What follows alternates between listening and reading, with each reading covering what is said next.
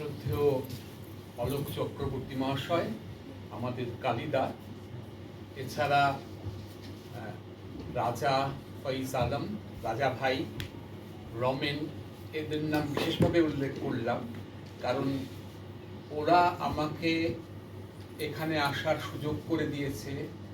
আবার দীর্ঘদিন পরে নাট্য আন্দোলনের সঙ্গে যারা আমাকে যুক্ত করলো তারা এই রাজা, রমেন, এখানে আমার স্নেহের এখানে অনেকেই রয়েছে, সোনালী, কল্যাণবাবুর আছেন, কজনের নাম নেব, কাজেই প্রত্যেকের কথাই এখানে বলবো এবং ভীষণ ভালো লাগছে আপনাদের মধ্যে আসতে পেরে। প্রত্যেককে আমি শুভ সন্ধ্যা জানিয়ে দু চার কথা বলার চেষ্টা করব। মানে কিছুক্ষণের জন্য আপনাদের একটু বোর করব, একটু সহ্য করতে হবে আমাকে, কারণ যেটা রাজা বলেছে যে পেশায় আমি অধ্যাপক আর শুরু করেছিলাম লেকচারার হিসেবে এবং আমার কর্মজীবনকে শেষ করেছি associate professor, head of the department, আর অনেক রকমের দায়িত্ব নিয়ে শেষ করেছি। কাজেই ওই বকবক করাটা হচ্ছে আমার পেশা হয়ে গেছে। সুতরাং বকবক করার সুযোগ পেলে আমরা বকবক করি। রবীন্দ্রনাথ একটা কথা বলতেন যে বাবা থামতে জানো তো, মানে থামতে জানি কি না সেটা মাঝে মাঝে আমার নিজেকেই আমি নিজে প্রশ্ন করি যে থামতে পারবো কিনা। তবে একটা সুবিধা আছে, সেটা হচ্ছে যে যেহেতু খুব বেশি এই বিষয়ে কিছু জানি না, কেননা আমি নাট্য আন্দোলনের বিশেষজ্ঞ নই এবং দৃষ্টিহীন নাট্য আন্দোলনের যে ধারা দীর্ঘদিন থেকে চলছে তার সঙ্গে অল্প বিস্তর যোগাযোগ আমার হয়েছে। খুব নিজেকে সেই আন্দোলনের সঙ্গে পুরো মাত্রায় যুক্ত করার সুযোগ সুবিধা আমার হয়নি, এই দুঃখের কথাটা স্বীকার করে নিতে হবে, নিয়েই আমি আমার বক্তব্য রাখবো। আর যেহেতু কিছু জানি না সেই জন্য বলাটা হয় খুব এলোমেলো অগোছালো হবে, আর না হয় খুব বড় হবে না, মানে খুব বেশিক্ষণ আপনাদের বিরক্ত করব না। আমি প্রথমে যখন রাজা এই প্রস্তাবটা আমাকে দিল তখন আমি ভাবছিলাম বলেই বাংলা ভাষার সব থেকে সংক্ষিপ্ততম ভাষণের কথা আমার মনে হয়েছে। আমার দেখা বাংলা ভাষার সংক্ষিপ্ততম ভাষণের কথাটা একটু বলে নিই আপনাদের। আমাদের পাড়ায় আমি তখন ছোটবেলায় অশোকনগর বলে একটি জায়গায় থাকতাম, হাবড়া লাইনে, অনেকে হয়তো চিনবেন সেই অশোকনগরকে। তা সেখানে রবীন্দ্র জয়ন্তী এবং নজরুল জয়ন্তী, সুকান্ত জয়ন্তী হতো গরমের ছুটির সময়, এবং আর আমি বহু অনুষ্ঠান একই দিনে হয়তো 3-4টে অনুষ্ঠানেও জয়েন করতাম সন্ধ্যেবেলায়। এখান থেকে একটু কবিতা আবৃত্তি করে আরেক জায়গায় চলে গেলাম, এসব করতাম। তা করতে গিয়ে একটা জায়গায় আমাদের ওখানকার এক তেলের মিলের মালিক এক ক্লাবে তিনি পৃষ্ঠপোষক ছিলেন এবং তাকে সেই অনুষ্ঠানের সভাপতি করা হয়েছিল। তিনি বলেছিলেন যে রবীন্দ্রনাথ অনেক কিছু লিখেছেন ছোটদের জন্য, তোমরা বড় হয়ে পড়বে। ছোটদের জন্য লিখেছেন, সেটা বড় হয়ে পড়ে কতটা লাভ হবে আমি জানি না, কিন্তু শুনেছিলাম। আর আরেকটি বক্তৃতা দেখেছিলাম বা শুনেছিলাম, তিনি ছিলেন একজন বিখ্যাত ব্যবসায়ী, আরেকজন বিখ্যাত ব্যবসায়ী। তাকে যখন বলতে বলা হয়েছিল তখন তিনি খেপেছেন বলে চৌচা দৌড় স্টেজ থেকে। তা আমার দেখা বা আমার শোনা বাংলা ভাষার সব থেকে সংক্ষিপ্ত বক্তৃতা বা সংক্ষিপ্ততম বক্তৃতা হচ্ছে ওই একটি শব্দ, খেপেছেন। কাজেই আমি সেই সংক্ষিপ্ততম বক্তৃতায়ও গেলাম না, তার থেকে একটু বেশি বলতে পারবো। সুতরাং সেইভাবে আমি আমার বক্তব্যটা শুরু করব। প্রথমে দু একটি বিষয় একটু আপনারা জানেন, তবু রিক্যাপিচুলেট করে দেওয়াটা প্রয়োজন। সেটা হচ্ছে যে 3টে ইংরেজি শব্দ প্রায়ই আমরা গুলিয়ে ফেলি, আমাদের মনে হয় যে এরা ইন্টারচেঞ্জেবল বোধ হয়, বা অর্থাৎ একে অপরের পরিপূরক। হয়তো যে কোনো জায়গায় এই 3টে শব্দের কোনো একটিকে বসিয়ে দেওয়া যায়। সেই 3টি শব্দ হলো ড্রামা, তারপরে প্লে এবং থিয়েটার। প্রায়শ দেখবো বা দেখি আমরা আমাদের প্রাত্যহিক জীবনেও যে এই 3টে শব্দকে যথেচ্ছভাবে ব্যবহার করা হচ্ছে। আমার মনে হয় যে এই শব্দের আসল অর্থটা কি বা ব্যঞ্জনাটা কি সেটা একটু বলে দাও। বাংলায় অবশ্য আমরা অদ্ভুতভাবে এই 3টে শব্দকেই প্রায় এক করেও ব্যবহার করি। ইংরেজিতেও যেমন হয়, বাংলাতেও তেমন হয়। যেমন আসলে ড্রামা বলতে নাটককে বোঝানো হয়, যেটা আমরা মঞ্চে অভিনয় করি তার যে লিখিত রূপ, সেটাই হচ্ছে ড্রামা বা নাটক। অর্থাৎ একটা অনুষ্ঠান হচ্ছে যেখানে নাটকের অভিনেতারা তারা পাঠ করছেন, পাঠ বলছেন, দেখাচ্ছেন, মুখাভিনয় করছেন, গান করছেন, নাচ করছেন, তারপরে তার সঙ্গে আলোক প্রক্ষেপণ হচ্ছে, মঞ্চসজ্জা একটা খুব সুন্দর করে করা হয় যাতে করে সমস্ত বক্তব্যটাকে তুলে ধরা হয়। এই যে ব্যাপারটা, যে পারফর্মিং আর্ট, তার যেটা লিখিত রূপ, সেটা হচ্ছে ড্রামা বা নাটক। আর প্লে হচ্ছে এই যে সামগ্রিক উপস্থাপনাটা, যেটা মঞ্চে উপস্থাপন করা হয়, অর্থাৎ অ্যাকশনস, এবং যে কথাগুলো বললাম, নাচ, গান, আলো, চলা ফেরা, বলা না বলা, সবকিছু যা জীবন্ত দর্শকের সামনে উপস্থাপন করা হয়, সেটা হচ্ছে প্লে। কিন্তু এগুলো কিন্তু ইন্টারচেঞ্জেবল নয়, কিন্তু আমাদের প্রত্যেক দিনের ব্যবহারে এটা একই শব্দের মানে একই অর্থ প্রকাশ করে অনেক সময়, কিন্তু আমরা এটা বুঝে নেব যে আসলে দুটো আলাদা। আর তৃতীয় যে বিষয়টি, সেই বিষয়টি হলো থিয়েটার। আমরা বলতে থিয়েটার দেখতে যাচ্ছি। থিয়েটার বলতে আসলে বোঝায় যে কোথায় সেটা অভিনীত হচ্ছে, ওই প্লেটা কোথায় অভিনীত হচ্ছে, যে জায়গায়। সেটা হতে পারে একটা খোলা মাঠ, সেটা হতে পারে নাট মন্দির, কোনো মন্দিরের চত্বর, কিংবা কোনো হল বা সভাগৃহ বা নাট্যগৃহ, মঞ্চ। কাজেই থিয়েটারের বাংলা বোধ হয় রঙ্গমঞ্চ বলাটা অনেক ভালো হয়। আর মঞ্চ যেটা, যেখানে প্লে হয় বা নাটক হয়, এবং নাটকটা আমি আগেই বললাম যেটা হচ্ছে এই প্লের লিখিত রূপটা। এবারে আমি একটু যদি নাট্য আন্দোলন, ভারতের নাট্য আন্দোলনটাকে না ছুঁয়ে যাই, তাহলে দৃষ্টিহীনদের নাট্য আন্দোলনটা সম্পর্কে খুব ভালো করে বলা সুযোগ থাকবে না, হবে না ভালো করে। আমি সেই জন্য একটু ভারতবর্ষের নাটক কিভাবে এগিয়েছে এবং সঙ্গে পাশ্চাত্যের নাটকের সঙ্গেও কোথায় কোথায় মিল বা অমিল ছিল, একটু খুব সংক্ষেপে ছুঁয়ে যাই। আগেই বলেছি আমি বিশেষজ্ঞ নই, কাজে আমার বক্তব্য যে খুব প্রণিধানযোগ্য হবে তেমনটা নয়, কিন্তু তবুও আমার মনে হয়েছে যে একটু বলা প্রয়োজন আছে। সারা জীবন তো ওই রাষ্ট্রবিজ্ঞান চর্চা করতে করতে এই সমস্ত সুকুমার বৃত্তিগুলো ক্রমশ হারিয়ে যাচ্ছে। তবু আমি একটু নাটক পাগল এটা বলতে পারেন, যে নাটক পেলে নাটক দেখি, নাটক শুনি এখনো, এবং নিজেরও কিছু কিছু নাটক করার অভিজ্ঞতার কথা রাজা বলেছেন, সেটা নিয়ে একটু বলবো। মজার কিছু ঘটনা আছে, সেটা নিয়ে একটু বলবো। আপনারা জানেন যে ভারতবর্ষ কিন্তু একটা প্রাচীন সভ্যতার দৃষ্টান্ত। সিন্ধু গঙ্গা যমুনার সুপ্রাচীন স্নেহচ্ছায় লালিত পালিত ভারতবর্ষ এক সুমহান ঐতিহ্যের ধারক এবং পালক। হিমালয়ের মতোই শাশ্বত সৌন্দর্যে ভারতীয় সভ্যতা একদিন বিশ্ব হৃদয়কে উদ্বেলিত করে তুলেছে, এবং ভারতবর্ষের নাট্যচর্চা কিন্তু তারই উজ্জ্বল স্বাক্ষর। আমার খুব দুঃখ হয় যখন কালিদাসকে বলা হয় ভারতের শেক্সপিয়ার।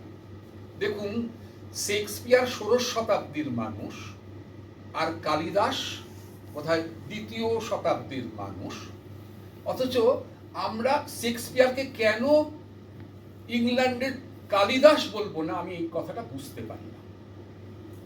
আমাদের মনে হয় এভাবে বলা উচিত, এভাবে ভাবা উচিত। অর্থাৎ এই যে কলোনিয়াল হ্যাংওভার, যে ঔপনিবেশিকতার যে হ্যাংওভার, তা থেকে আমরা আজও পর্যন্ত বেরিয়ে আসতে পারছি না। এটা খুব দুর্ভাগ্যের হলো সত্যি।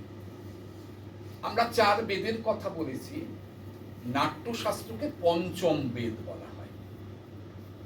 ভরতমুনি নাট্যশাস্ত্র রচনা করেন অদ্ভুতভাবে, এবং সেখানে একদম ১ থেকে ১০ অঙ্কের নাটক পর্যন্ত তিনি বিস্তারিতভাবে আলোচনা করেছেন। ১ অঙ্ক, ২ অঙ্ক, ৩ অঙ্ক। আমরা পরবর্তীকালে যত সভ্যতা এগিয়েছে আমরা বিভিন্ন ধরনের নাটক দেখেছি, বিশেষ করে ৩ অঙ্কের, ৫ অঙ্কের এবং ১ অঙ্কের নাটক তো সবচেয়ে বেশি জনপ্রিয়, সেগুলো আপনারা জানেন। কিন্তু এই নাট্যশাস্ত্রে ভরতমুনি কিন্তু বিস্তারিতভাবে বলেছেন। তো ভরতমুনির নাট্যশাস্ত্রকে অনুসরণ করে পরবর্তীকালে নাটকগুলো লেখা হয়েছে সংস্কৃত ভাষা এবং সেগুলো অভিনীত হতো। আর তারও আগে আমরা প্রমাণ পাচ্ছি 1913 সালে কতগুলো ত্রিবান্দ্রামে একটি লাইব্রেরি থেকে কতগুলো পুস্তক আবিষ্কার হলো, যেখানে ভাষের লেখা কয়েকটি নাটক পাওয়া যায়, 13টি নাটক পাওয়া যায়। তার মধ্যে সবচেয়ে বিখ্যাত নাটক হচ্ছে স্বপ্ন বাসবদত্তা। এটাই হচ্ছে পণ্ডিতদের মতে যে ভারতবর্ষের প্রথম ঠিকঠাক নাটক। যদিও ভাষের নাটকটা আমাদের নাট্যশাস্ত্র, ভরতমুনির নাট্যশাস্ত্র অনুযায়ী রচিত হয়নি, কিছু অন্য রকমের ভাবনা চিন্তা তার মধ্যে ছিল বলেই বোঝা যায় যে ভাস কালিদাসের থেকে অনেক আগে এসেছিলেন বা ভবভূতির থেকে অনেক আগে এসেছিলেন, অশ্বঘোষ হর্ষবর্ধনের থেকে অনেক আগে জন্ম হয়েছিল তার, এটা পণ্ডিতেরা প্রমাণ করেছেন। আমি ওই বিস্তারিত তত্ত্বের মধ্যে যাচ্ছি না, কিন্তু ভাসকে আমরা প্রথম ভারতীয় নাট্যকার হিসেবে চিহ্নিত করতে পারি। যদিও আমাদের যে দুটো মহাকাব্য রয়েছে, মহাভারত এবং রামায়ণ, তাতে অনেকখানি কিন্তু ডায়লগ বা কথোপকথন রয়েছে, তার থেকেও আমরা আভাস পাই যে নাট্যচর্চা একভাবে প্রাচীন ভারতে হতো। অন্যদিকে ইউরোপে একটু যাব, ইউরোপেও কিন্তু নাট্যচর্চাটা আরো খানিকটা বৈজ্ঞানিক দৃষ্টিভঙ্গি থেকে হয়েছে, এখন আমরা ভাবতেও অবাক হয়ে যাব। গ্রিসে সর্বপ্রথম নাট্যচর্চা হয়, কারণ গ্রিক সভ্যতা ইউরোপের বা প্রায় মধ্যপ্রাচ্যের মধ্যে তো পড়ে, মানে এমন একটা জায়গায় গ্রিসের অবস্থান আপনারা জানেন। তা সেখানে অদ্ভুতভাবে থিয়েট্রিক্যাল একটা সেন্স ডেভেলপ করেছে। আমরা সফোক্লিসের কথা জানি, আমরা ইউরিপিডসের কথা জানি, অনেকের কথা আমরা জানি। ওই সময় নাট্য মঞ্চটা অদ্ভুতভাবে একটা নির্দিষ্ট জায়গায় কিন্তু স্থাপিত, একদম পাহাড়, তিন দিকে পাহাড় ঘেরা একটা খোলা জায়গা, তাতে পাথর কেটে কেটে দর্শক আসন করা হতো এবং তারপরে সেমি সার্কেল স্টেজ বা মঞ্চ তৈরি হতো, কারণ তখন তো মাইক্রোফোনের ব্যবহার ছিল না, মাইক্রোফোন তখন আবিষ্কৃতই হয়নি। ফলে ওই পাহাড়ের গায়ে যখন তারা অভিনয় করতেন, ডায়লগ বলতেন, সেটা কিন্তু ইকো হতো, ধ্বনি প্রতিধ্বনি হয়ে সমস্ত দর্শকের কাছে যেত। এবং আপনারা জানেন যে গ্রিক সম্রাটরা নাটকের পৃষ্ঠপোষকতা করতেন, ফলে হাজার হাজার, প্রায় 10,000 মানুষ একসঙ্গে বসে সেই নাটক দেখতেন। এবং তখন যারা নাটক করতেন তারা কিন্তু মুখোশ পরে নাটক করতেন, কারণ তখন এই অভিনয় বা ফেসিয়াল এক্সপ্রেশনটা খুব বেশি গুরুত্ব পেত না, কথা বলার ভঙ্গি এবং তার মধ্য দিয়ে, এবং মুখোশগুলোকে দেখে বোঝা যেত যে তিনি রাগ করে কথা বলছেন, উনি রাগী মানুষ না উনি ভার টাইপের হাস্যরসী, এগুলো বোঝা যেত ওই মুখোশের আদলগুলো দেখে এবং কথা শুনে। কথাটা এত দূর দূরান্তে ছড়িয়ে পড়তো। এইরকম ভাবে নাটকগুলো এগিয়েছে, ভারতবর্ষের নাটকও এইভাবে এগিয়েছে। কিন্তু সংস্কৃত ভাষা আপনারা জানেন যে নানান কারণে, যে ভাষাটা একসময় কথ্য ভাষা ছিল, কাব্যের ভাষা, লেখার ভাষা, সবটাই ছিল, শিক্ষার ভাষা ছিল, সেটা ক্রমশ পেছিয়ে গিয়ে এখন অবসোলেট হয়ে গেছে, সেকেলে হয়ে গেছে, প্রায় নেই বললেই চলে। জোর করে আমাদের পড়ানো হচ্ছে, শেখানো হওয়ার চেষ্টা হচ্ছে, কোথাও কোথাও হয় এখনো, যদিও তার প্রয়োজন আছে, এটাকে আমি অস্বীকার করছি না, যে পড়তে পারলে ভালো, তাহলে ভারতীয় ভাষাগুলোকে আরো চমৎকার করে বোঝা যায়। কিন্তু সংস্কৃত সাহিত্য একটা বিরাট ভান্ডার এবং অত্যন্ত সমৃদ্ধ একটা ভান্ডার ছিল, এবং সেখানে আমরা বেশ কয়েকজন চমৎকার নাট্যকারদের দেখেছি, যাদের নাম আমি ইতিমধ্যেই বলেছি। তাদের নাটকের কথা আপনারা জানেন, কালিদাসের অভিজ্ঞান শকুন্তলার কথা আপনারা জানেন, বিক্রম উর্বশী একটা অসাধারণ নাটক ছিল, ভবভূতির নাটকের কথা আপনারা জানেন, হর্ষবর্ধনের মানে সম্রাট, তিনি নিজে ছিলেন সম্রাট, তার লেখা ওই নাগানন্দ রত্নাবলী, প্রিয়দর্শিকা, এসব নাটকের কথা আপনারা জানেন। তারপরে মধ্যযুগে যখন আমরা প্রবেশ করলাম, তখন কিন্তু আমরা একেবারেই অন্য ধরনের নাটক দেখতে পেলাম, অল্প বিস্তর ওই বাংলায় যাত্রা, এরকম ধরনের কিছু কিছু কথকথা, যেটা রামায়ণ মহাভারত ওখান থেকে উত্থিত হতো, খানিকটা পাঁচালির ঢঙে কথক বলে যাচ্ছেন, বাকিরা শুনছে এবং কিছু কিছু কথা বলছে।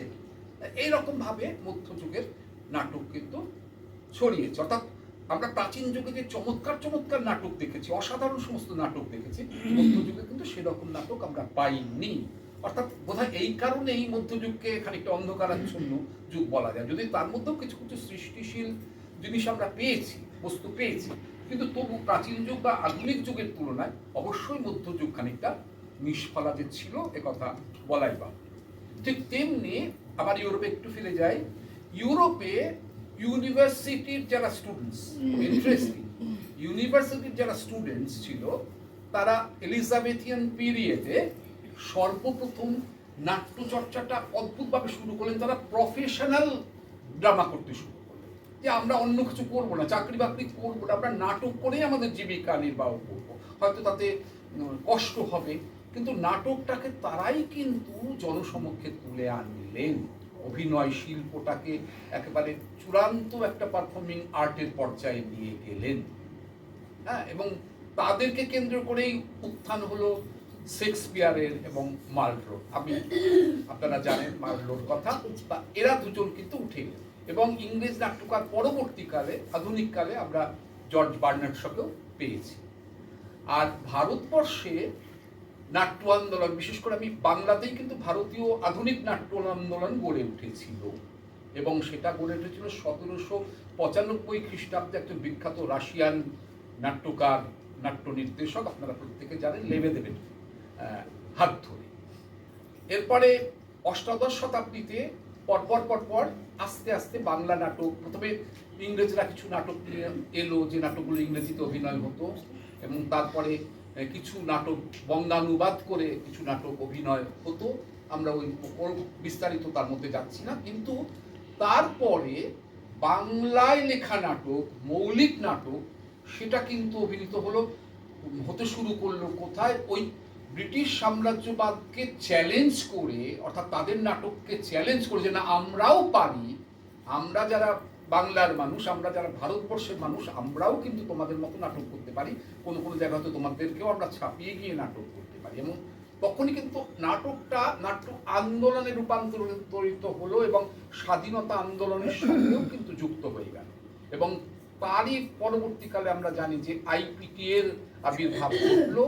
তারা একদিকে যেমন স্বাধীনতা আন্দোলনের সঙ্গে যুক্ত হচ্ছে, তেমনি বামপন্থী আন্দোলনটাকেও কিন্তু নাটকের জগতে নিয়ে এলেন। এইখানে আমরা অনেক ভালো ভালো নাট্যকারকে পেয়েছিলাম, যেমন গিরিশ ঘোষ, রবীন্দ্রনাথ ঠাকুর, তার পরবর্তীকালে বিজন ভট্টাচার্য পর্যন্ত, স্বাধীনতার পরেও বিজন ভট্টাচার্যকে পেয়েছি। এবং অভিনেতা নাট্যকারদের আমরা পরপর পেলাম। গিরিশ ঘোষকে যেমন পেয়েছিলাম, তেমনি শিশির ভাদুরী, অহিন্দ্র চৌধুরী, এই সমস্ত নাট্যকারদের আমরা পেলাম। আমরা বিংশ শতাব্দীতে এসে আমরা বিজন ভট্টাচার্যকে পেলাম, শম্ভু মিত্রকে পেলাম, অজিতেশ বন্দ্যোপাধ্যায়কে পেলাম। একের পর এক তারা নাটক দিয়েছেন। তেমনি অনেক নাট্যগোষ্ঠী, তারা অসাধারণ নাটক পরিচালনা করেছেন, উপহার দিয়েছেন আমাদের, যেমন বহুরূপী, নান্দিকার। এইবারে নান্দিকারের কথা বলতে গিয়ে আমাকে দৃষ্টিহীন নাটকের জায়গায় আমি ঢোকার সুযোগটা পাব। সেটা হচ্ছে যে 1994 সালে ক্যালকাটা ব্লাইন্ড স্কুলের 100 বছর পূর্তি, তার মানে 1894 সালে ক্যালকাটা ব্লাইন্ড স্কুলের আবির্ভাব বা জন্ম হয়েছিল। আপনারা অনেকেই জানেন। এখানে আমি জানতে পারছি, দেখতে পাচ্ছি, বা তাদের সঙ্গে আমার পরিচয় আছে যারা ক্যালকাটা ব্লাইন্ড স্কুলের ছাত্রছাত্রী ছিলেন। এই ক্যালকাটা ব্লাইন্ড স্কুল হচ্ছে ভারতবর্ষের তৃতীয় ব্লাইন্ড স্কুল, কিন্তু শিক্ষণ বা প্রশিক্ষণের দিক থেকে এটাকে আমরা প্রথম দৃষ্টিহীন বিদ্যালয় বলতে পারি, কারণ ঠিক নিয়মিত পাঠ্যক্রম অনুযায়ী পড়াশোনা বাকি দুটো স্কুলে, অমৃতসরের স্কুলেও হতো না, বা চেন্নাইয়ের স্কুলেও হয়নি। 1787 এবং 1790 সাল, 1887 এবং 1890 সালে যথাক্রমে এই দুটি স্কুল স্থাপিত হয়। আমি ওর মধ্যে বিস্তারিত যাচ্ছি না, কিন্তু 1894 সালে শ্রদ্ধেয় লালবিহারী শাহ মহাশয়ের প্রচেষ্টাতে ক্যালকাটা ব্লাইন্ড স্কুলটি প্রতিষ্ঠিত হয়, প্রথম কলকাতা অন্ধ বিদ্যালয় প্রতিষ্ঠিত হয়। আমার সুযোগ হয়েছে সেই বিদ্যালয়ের কৃতি কয়েকজন ছাত্রকে দেখবার। এরকমই কৃতি ছাত্রছাত্রীরা এখানেও রয়েছে, এই যে রাজাদের মতো, রমেন রাজা, কল্যাণবাবু, এরা সবাই রয়েছেন, সোনালী, আরো কজনের নাম বলবো। তেমনি আমার কয়েকজন শিক্ষক ছিলেন যারা ক্যালকাটা ব্লাইন্ড স্কুলের ছাত্র ছিলেন। আমি কয়েকজনের নাম আজকে শ্রদ্ধার সঙ্গে স্মরণ করব। শিবব্রত সেনগুপ্ত, কমলেন্দু ভট্টাচার্য, তরুণ সেনগুপ্ত, গোপীনাথ দাঁ, বঙ্কিম রায়চৌধুরী, তাকে আমার দেখার সুযোগ হয়েছে, তারপরে সাবিত্রী রায়চৌধুরী, সাধন গুপ্ত মহাশয়, এরা সব জগৎ বিখ্যাত মানুষ ছিলেন। সম্ভবত কৃষ্ণচন্দ্র দে, তাকে আমি দেখিনি যদিও, সম্ভবত তিনিও ছাত্র ছিলেন। দৃষ্টিহীন মধুসূদন মজুমদার, বিখ্যাত লেখক। তো এরকম সব কৃতি সন্তানের জন্ম দিয়েছে, ছাত্রের জন্ম দিয়েছে ক্যালকাটা ব্লাইন্ড স্কুল।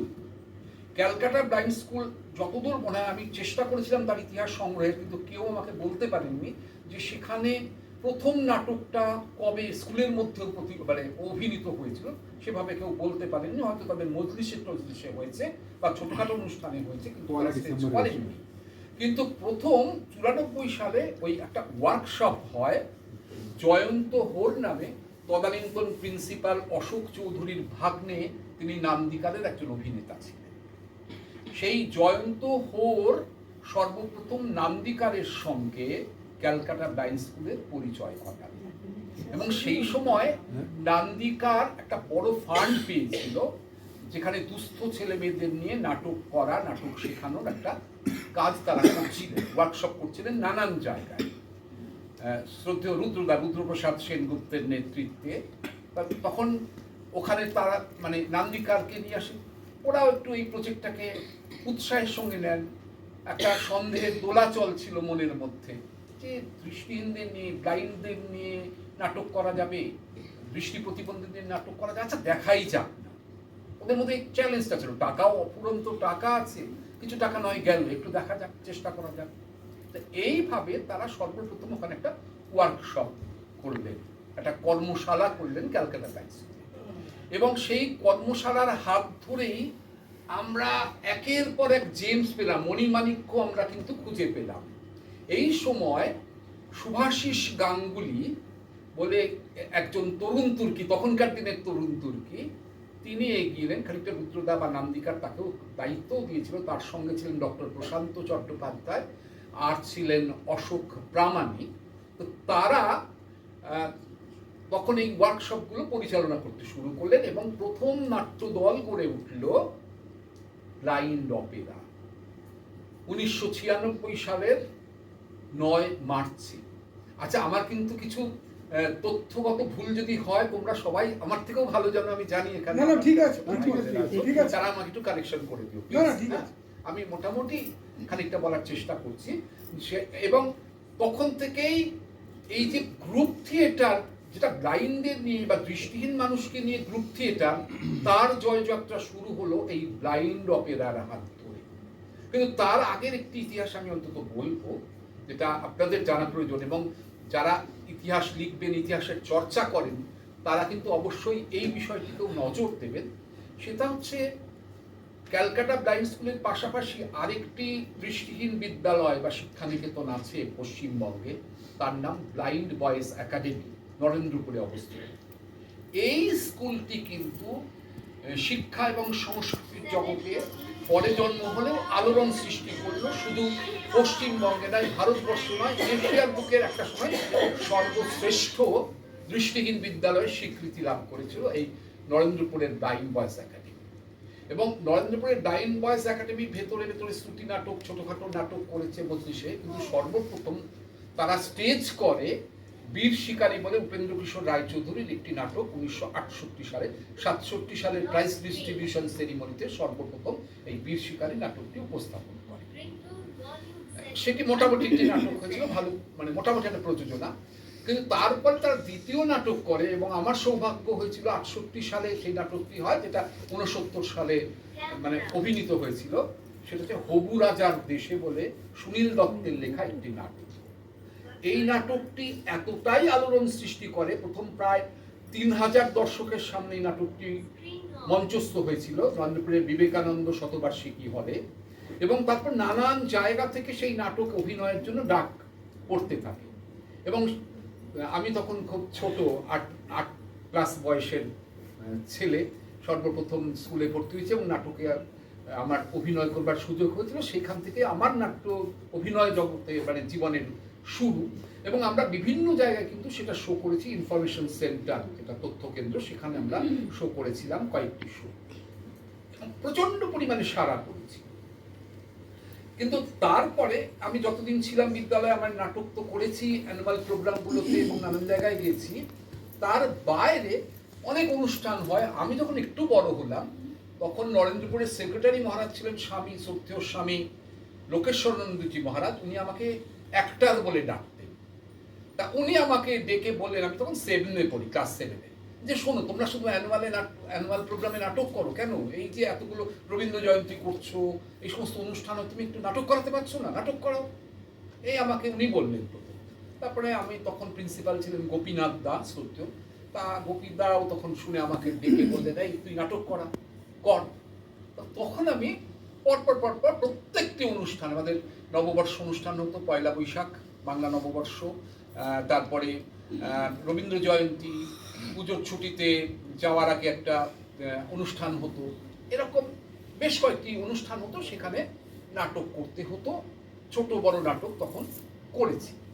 আর বাইরে যখন বেরিয়ে এলাম স্কুল থেকে, একটা সমস্যা হচ্ছে আমরা যারা আবাসিক বিদ্যালয়গুলোতে পড়ি, বেরিয়ে আসার পরে, যেহেতু দৃষ্টিহীন মানুষ, বেরিয়ে আসার পরে কিন্তু যোগাযোগটা বিচ্ছিন্ন হয়ে যায়। তখন তো এরকম মোবাইল ফোনের যুগ ছিল না, আর এক একজন এক একটা জায়গা থেকে, এক একটা রাজ্য থেকে, এক একটা জেলা থেকে আমরা আসতাম বিদ্যালয়ে, ফলে খুব মুশকিল হতো যোগাযোগটা রাখা।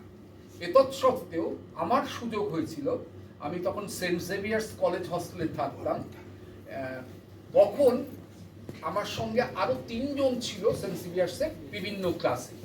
তাদেরকে বললাম যে ভাই চল আমরা একটু নাটকের একটা দল তৈরি। 1980-81 সালে আমরা একটি নাটক করলাম প্রেসিডেন্সি কলেজে। আমাদের এক বন্ধু ছিল, অধ্যাপক হয়েছিলেন তরুণ দাস, অনেকে তাকে হয়তো চেনেন। বিকাশ চক্রবর্তী ক্যালকাটা ব্লাইন্ড স্কুলেরও ছাত্র ছিল। সুকান্তি মজুমদার লাইট হাউস এবং নরেন্দ্রপুর রামকৃষ্ণ মিশন ব্লাইন্ড একাডেমির ছাত্র ছিল, যাদবপুর বিশ্ববিদ্যালয় করতো। এইরকম 9 জন ছেলেকে আমি জোগাড় করে একটি নাটক করলাম, ঝিঝি পোকার কান্না। এটা বিড়লা একাডেমি হলে প্রথম মঞ্চস্থ হলো, কোনো নাট্য গোষ্ঠী সেভাবে কিন্তু নয়, এবং রবীন্দ্র সদনে। তারপর আমরা কৃষ্ণনগরে ডাক পেলাম, কৃষ্ণনগরের সঙ্গীতা বলে একটি হল আছে, সিনেমা হল, এখন আছে কিনা আমি জানি না, তো সেখানেও আমরা অভিনয়ের ডাক পেলাম, আমরা অভিনয় করেছি। কিন্তু যা হয় যে আমরা এটাকে কোনো গ্রুপ থিয়েটারে শেপ দিতে পারলাম না, যেই পড়াশুনো শেষ হয়ে গেল আমরা ছিটকে গেলাম যার যার মতো। ওইখানেই আমাদের মানে নাট্য দলের অপমৃত্যু ঘটলো। কিন্তু শুরুটা কিন্তু আমরা করেছিলাম একটা গ্রুপ থিয়েটার, এবং ওটা পরবর্তীকালে যে শোগুলো করেছি সেটা বলতে পারেন আপনারা যে ব্লাইন্ড পার্সনস অ্যাসোসিয়েশন বলে একটি সংগঠন আছে তার নামে, কারণ আমাদের তো নাট্য দল নেই, ওটা যে রেকগনিশন পেতে হবে করতে তোমার করে সেই গাইড করবার কেউ ছিল না। কিন্তু এখানে আমি শ্রদ্ধার সঙ্গে একজন মানুষের কথা স্মরণ করব, তার নাম ত্রিলোকেশ চক্রবর্তী। যেমন কালীদা, মানে আমরা ওনাকে কালীদা বলে ডাকছি আদরের সঙ্গে, তেমনি দীপকদা বলে ডাকতাম। ত্রিলোকেশ চক্রবর্তী নরেন্দ্রপুরের রিহ্যাবিলিটেশন অফিসার বা পুনর্বাসন এর দায়িত্ব, মানে দৃষ্টিহীনদের কিভাবে পুনর্বাসিত করা যায় তার দায়িত্বপ্রাপ্ত একজন অফিসার হিসেবে উনি যোগদান করেছিলেন, এবং অসাধারণ নাটক করতেন। শুধু নাটক করতেন নিজে নয়, অসাধারণ একজন পরিচালক হয়ে উঠেছিলেন। দৃষ্টিহীনদের নিয়ে কিভাবে নাটক করতে হবে সেটা কিন্তু এই ত্রিলোকেশ চক্রবর্তী মহাশয়ের কাছ থেকে আমি একেবারে পুঙ্খানুপুঙ্খভাবে শিখেছি। আর তখন আমার অনেকখানি দৃষ্টি ছিল, ফলে যারা একদম টোটালি দৃষ্টিহীন তাদের হাতে পায়ের মুভমেন্ট কীভাবে, হাত দিয়ে পা সরিয়ে, হাত সরিয়ে, এইভাবে দেখিয়ে দেখিয়ে দিতাম। দীপকদা আমাদের দেখাতেন, আমরা দেখিয়ে দেখিয়ে দিয়ে আমরা দৃষ্টিহীন বন্ধুদের, মানে যারা সম্পূর্ণ দৃষ্টিহীন তাদেরকে দিয়ে আমরা অসাধারণ অসাধারণ নাটক তখন তৈরি করেছি এবং আমরা অভিনয় করেছি। কাজেই এই যে যাদের কথা আগে বলছিলাম, যারা গ্রুপ থিয়েটারে, সুভাষিস গাঙ্গুলি, অশোক প্রামাণিক, এদের কথা বললাম, তাপস বৈদ্য, তার সঙ্গে রাজার কথা বলতে হবে, আরও 2জন ডিরেক্টরের কথা আমি অন্তত স্মরণ করব। সুভাষ দে একজন দৃষ্টিহীন অভিনেতা এবং নাট্য পরিচালক, আর পল্লব হালদার এবং রাজা আলম, এরা তো 3 জন মানে অসাধারণ 3 জন ডিরেক্টর এবং নাট্যকারও বটে। রাজা এবং সুভাষ বা পল্লবের বেশ কয়েকটি নাটক আছে এবং যেগুলো অভিনয় হয়েছে, আপনারা জেনে রাখবেন। মানে রাজা আপনাদের সঙ্গে সবসময় মেশে, কিন্তু রাজার এই কাজগুলোকে মানে আপনারা জেনে একটু হাততালি দিন রাজার জন্য। ধন্যবাদ। সুতরাং এইভাবে কিন্তু দৃষ্টিহীনদের নাট্য আন্দোলন এগিয়েছে। প্রথম যে নাটকটা ব্লাইন্ড অপেরা করে তার নাম অর্কেস্ট্রা। অর্থাৎ এই যে সমস্ত দৃষ্টিহীন মানুষকে আমরা দেখছি, তারা তো এক একটা বিচ্ছিন্ন দ্বীপের মতো। অর্কেস্ট্রাতে কি হয়, যে বিভিন্ন যন্ত্রানুষঙ্গ একসঙ্গে বাজিয়ে একটা অসাধারণ সুরের সৃষ্টি করা হয়, সেটাই অর্কেস্ট্রা। তেমনি এই যে দৃষ্টিহীন মানুষেরা, দৃষ্টিহীন ছেলে মেয়েরা, তারা তো এক একটা বিচ্ছিন্ন দ্বীপের মতো। তাদের সুখ দুঃখ, আশা আকাঙ্ক্ষা, স্বপ্ন, এগুলো কেমন, কিভাবে তারা এসেছেন, তাদের যন্ত্রণার অভিব্যক্তি, এইগুলোকে আগে ধরার চেষ্টা করেছেন ডিরেক্টর শুভাশিস কানাই। প্রসঙ্গক্রমে বলবো যে এইভাবেও যে নাটক তৈরি হতে পারে ওয়ার্কশপের মধ্য দিয়ে, সেটা দেখিয়েছেন ব্লাইন্ড অপেরা। এবং একটা খুব ইন্টারেস্টিং বিষয় হচ্ছে, ওই সময় রাজা বলতে পারবে ভালো, এখানে বোধহয় আরো শামীম কি আছেন, আছে তো, ওরা বলতে পারবেন যে, আরো কেউ বলতে পারবেন, ঝর্ণা বোধহয় ছিলেন সে সময় না? আচ্ছা, তারা বলতে পারবেন যে কিভাবে এই যে জীবন যন্ত্রণা, সেগুলো কিভাবে ভাষার রূপ পায় এবং সেগুলো কিভাবে এই বিমূর্ত ধারণাগুলো মূর্ত হয়ে উঠলো মঞ্চের উপরে। একটা অসাধারণ একটা প্রচেষ্টা ছিল অর্কেস্ট্রা, যেটা মানে শুধু মানে মানুষের, দর্শকদের মনকে আকৃষ্ট করেছিল তা নয়, তার সঙ্গে সঙ্গে এই জীবন যন্ত্রণা, যুগ যন্ত্রণার একটা অদ্ভুত বহিঃপ্রকাশ ছিল। যেমন আমাদের ভারতবর্ষের, প্রাচীন ভারতবর্ষের নাটকে না ট্র্যাজেডিটা ছিল না, কোনো নাটকগুলোই ট্র্যাজেডি নয়, আপনারা দেখবেন সেটা খেয়াল করে, আলটিমেটলি সেটা মিলনান্তক নাটক। কিন্তু পাশ্চাত্যে কিন্তু আগে ট্র্যাজেডি বেশি করে এলো। পাশ্চাত্যেও প্রথমে কমেডি ছিল, তারপরে ট্র্যাজেডি এলো, কিন্তু আমাদের ভারতবর্ষের ট্র্যাজেডিটা কিন্তু অনেক পরে এসেছে। আমরা জানি যে ওরা ট্র্যাজেডি কমেডি দুটো বিষয় নিয়ে করে কাজ করতো, কিন্তু ভারতবর্ষে কিন্তু নটি রসই নাটকে সঞ্চারিত হচ্ছে। আমি ওগুলো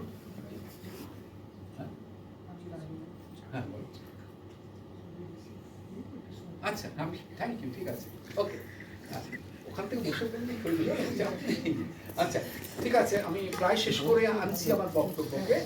সুতরাং এইভাবে নাট্য আন্দোলন গড়ে উঠেছে, এবং তারপরে ব্লাইন্ড অপেরার পরে 2006 সালে অন্যদেশ শ্যামবাজার নামে আরেকটি নাট্যদল গড়ে উঠল, তারাও অসামান্য কিছু কিছু প্রযোজনা করেছে। তারপরে 2020-21 সালে আমরা আবার তৃতীয় একটি নাট্যদলকে পেলাম, এই বরিশা নিউ ভিস্টা, যারাও কিন্তু নাটক করে চলেছে। তার মানে এর থেকে বোঝা যায় যে এই পারফর্মিং আর্টটা কতটা আকর্ষণীয়, এমনকি এর মধ্য দিয়ে যে রুজি রোজগারও হতে পারে সেটাও দেখিয়ে দিয়েছেন এই সব কুশীলকেরা। কাজেই এখন নাট্য আন্দোলনটা আরো বেশি ছড়িয়ে পড়ুক, এবং আমরা চাইবো যে আমাদের দৃষ্টিহীন অভিনেতারা যেন মূল স্রোতেও নাটক করতে পারেন। আমার সেই সুযোগগুলো হয়েছে, আমি অনেকগুলো জায়গাতে নিজেও নাটক করেছি, আমার বিশ্ববিদ্যালয় জীবনে, আমার বিএড পড়ার সময়, আমার স্কুল জীবনে, মানে যখন আমি ব্লাইন্ড স্কুল ছেড়ে জেনারেল স্কুলে চলে এসেছি, তখন আমি নাটক করেছি, করার সুযোগ হয়েছে, এবং দু একটা জায়গায় সুঅভিনেতা, শ্রেষ্ঠ অভিনেতার পদকও পেয়েছি। যাই হোক, সুতরাং এইভাবে কিন্তু নাটক করা সম্ভব, এবং সেটা দেখিয়ে দিয়েছেন এই তিনটি নাট্যগোষ্ঠী।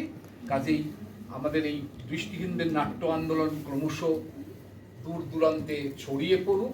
এবং একটু থেরাপির কথাটা বলে আমার বক্তব্যটা শেষ করব।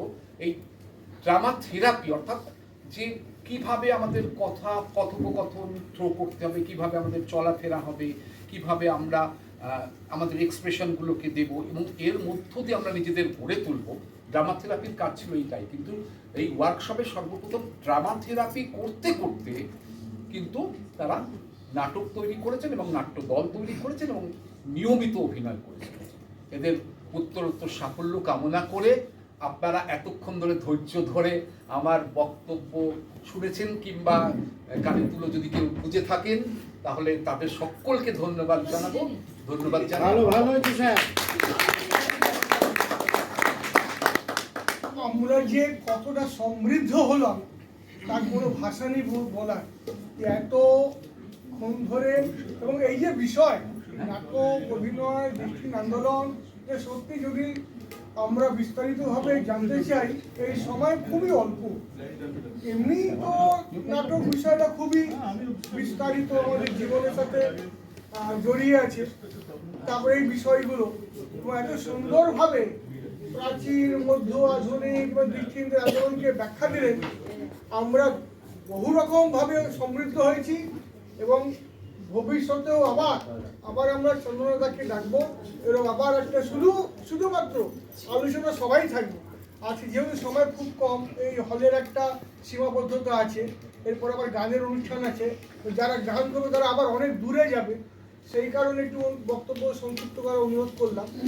এবং এতক্ষণ ধরে কালিদা রয়েছেন, এখানে রয়েছেন, তাদেরকে আমাদের সংগঠনের পক্ষ থেকে আমরা প্রণাম জানাই, সাধুবাদ জানাই এবং ভবিষ্যতে আবার পাবো এই আশা করি। আর একটু অনুরোধ করবো আমাদের অতিথি মহোদয় দুজনকে একটু দর্শক আসনে আসার জন্য এই মঞ্চটা আমরা আমাদের আর্টিস্টদেরকে একটু ছেড়ে দেবো। এটাকে সরিয়ে দিতে হবে।